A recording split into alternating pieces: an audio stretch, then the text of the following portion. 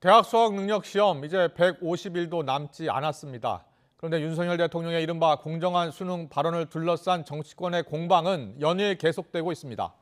국민의힘은 수능을 중심으로 하는 이권 카르텔 존재 가능성까지 거론하면서 사교육계를 겨냥하고 나섰는데, 민주당은 대통령 말 한마디에 교육 현장이 쑥대밭이 됐다면서 공세의 수위를 높이고 있습니다. 국회 연결합니다. 조성호 기자.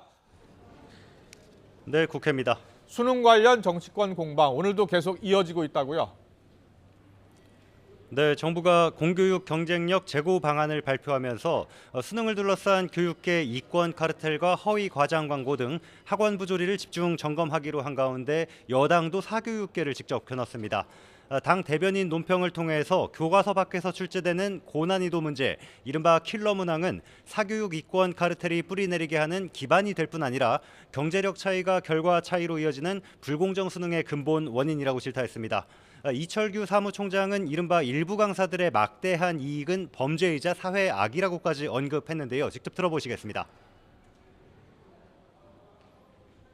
수능 시험을 중심으로 한 교육계 이권 카르텔이 존재하는지 한번 지켜보시죠. 불특정 다수에게 피해를 주면서 그 피해를 바탕으로 해서 자신의 이익을 취하는 것은, 이건 초과 이윤을 취하는 것은 이거는 범죄입니다. 이건 사회 악이죠. 이건. 민주당은 윤석열 대통령이 대한민국 교육의 최대 리스크라고 비판 수위를 높였습니다. 이재명 대표는 아침 회의에서 대혼란을 초래하고 나몰라라 하는 대통령의 무책임한 태도가 더 큰 문제고, 여당은 수습은커녕 대통령이 교육 전문가라며 지켜세우고, 교육부 수장도 30년 경력이 무색하게 대통령을 두둔하는 데 여념이 없다고 질타했습니다. 들어보시죠. 대통령의 말 한마디에 교육 현장이 그야말로 아수라장 쑥대밭이 됐습니다. 수능을 5개월 앞둔 수험생들은 발만 동동 구르고 있고, 학부모들은 속이 시커멓게 타들어갑니다. 네, 어제 국민의힘 김기현 대표 국회 연설을 했는데요. 언급했던 내용 중에 국내에 거주하고 있는 중국인 투표권 제한과 관련해서 야당은 어떤 반응이 나왔습니까? 네, 먼저 김기현 대표는 오전에 신문방송 편집인협회 초청 토론에서 지방선거 투표권을 국내 거주 외국인에게 주는 걸 제한해야 한다는 어제 교섭단체 대표연설 발언과 관련한 질문을 받았습니다. 외국인 투표권이 특정 나라에 너무 많이 집중되면 민심을 왜곡할 수 있다면서 상호주의 원칙에 따라 다시 검토할 때가 됐다며 총선 공약으로라도 추진하겠다는 뜻을 밝혔는데요. 들어보시겠습니다. 야당 쪽에 찬성한다 그러면 뭐 총선 공약을 할 필요는 없을 것 같고요.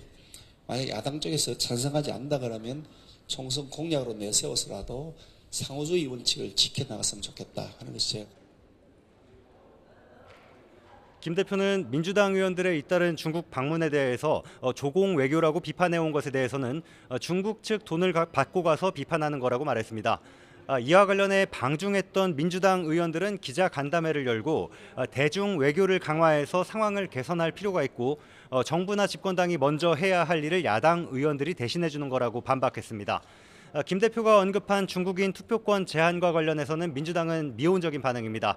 당장 내년 총선이 아니라 3년 뒤 지방선거에 적용되는 문제인데 반중 정서를 자극하려는 의도가 있는 발언이라고 언급했습니다. 박성준 대변인 발언 들어보시죠.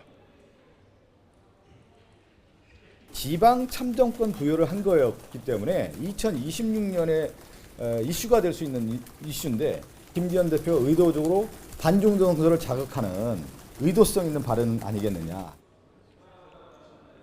네, 잠시 뒤 본회의가 열리는데요. 어떤 법안들이 처리됩니까? 네, 오후 2시 이제 곧 본회의가 열릴 예정입니다. 어제 법제사법위원회를 통과한 스토킹 범죄 처벌 등에 관한 법률 개정안 등이 처리가 될 예정입니다. 기존 스토킹 처벌법에는 반의사 불벌 조항, 다시 말해 피해자가 처벌을 원하지 않으면 재판에 넘기지 않도록 하는 규정이 포함되어 있는데, 이것을 폐지하는 게 골자입니다. 가해자가 합의를 요구하며 피해자를 찾아가는 과정에서 보복 범죄나 2차 가해가 발생할 여지가 있다는 지적이 그동안 제기가 되어 왔습니다. 법안이 통과해서 시행이 되면 합의 여부와 상관없이 스토킹 범죄 가해자를 처벌할 수 있는 길이 열립니다. 스토킹 가해자에게 전자발찌를 비롯한 위치 추적 전자장치를 부착할 수 있도록 하는 법안도 표결이 이뤄질 예정입니다. 앞서 여야는 이번 주 안에 후쿠시마 오염수 검증 특별위원회와 선관위 특혜 채용 의혹 등에 대한 국정조사 계획서를 처리하는 것을 목표로 협의를 해왔는데요. 여당은 오염수 검증은 국제원자력기구 발표 이후에, 선관위는 감사원 감사 이후에 국정조사를 해야 한다며, 그리고 야당은 협의한 대로 처리하자며 서로 이견을 좁히지 못하고 있습니다. 따라서 본회의 처리는 조금 늦춰질 수 있을 것으로 보입니다. 지금까지 국회에서 YTN 조성호입니다.